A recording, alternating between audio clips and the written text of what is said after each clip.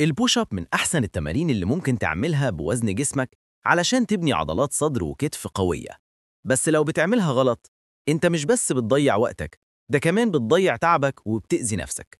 وخلينا نكون صراحة، 90% من الناس بيغلطوا في حاجة أو اتنين منهم. تعال أصلح لك الدنيا. الغلطة الأولى، تبص لفوق. لما ترفع راسك لفوق، العمود الفقري بيتلخبط وبتشد عضلات رقبتك على الفاضي. الحل، بص لتحت على نقطة قدام إيديك بشوية وخلي نظرك ثابت عليها. كده جسمك هيبقى في خط واحد من أول راسك لحد رجلك. الغلطة التانية، كواعك مفتوحة زي جناحات الطيارة. لما تفتح كواعك 90 درجة، بتضغط جامد على مفصل الكتف وممكن تتعور. الحل، رجع كواعك واع شوية حوالي 45 درجة من جسمك. كده من فوق جسمك هيبقى عامل شكل السهم مش حرف تي. الغلطة التالتة، الحوض سايب ونازل لتحت. ده بيبوظ ظهرك وبيخلي التمرينة سهلة بطريقة غلط.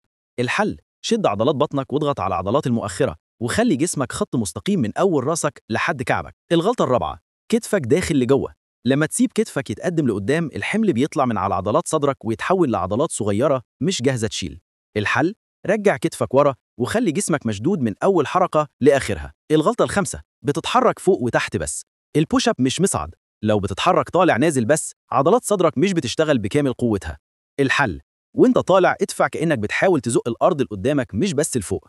كده هتحس إن عضلات صدرك مولعة. دلوقتي بعد ما ظبطت البوش اب بتاعك، دوس هنا وشوف الخمس اخطاء اللي مدمره تمرينتك وازاي تصلحها بالطريقه الصح. لان تمرينه البوش اب محتاجه تركيز، وممكن تبني بيها كتله عضليه وشيست حلو وانت في البيت.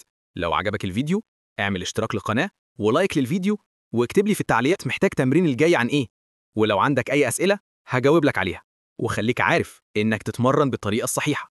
احسن حاجه هتبني لك عضل. انت تقدر تبني عضل في الجيم او في البيت، بس انت ابدأ. وعاش يا كوتش.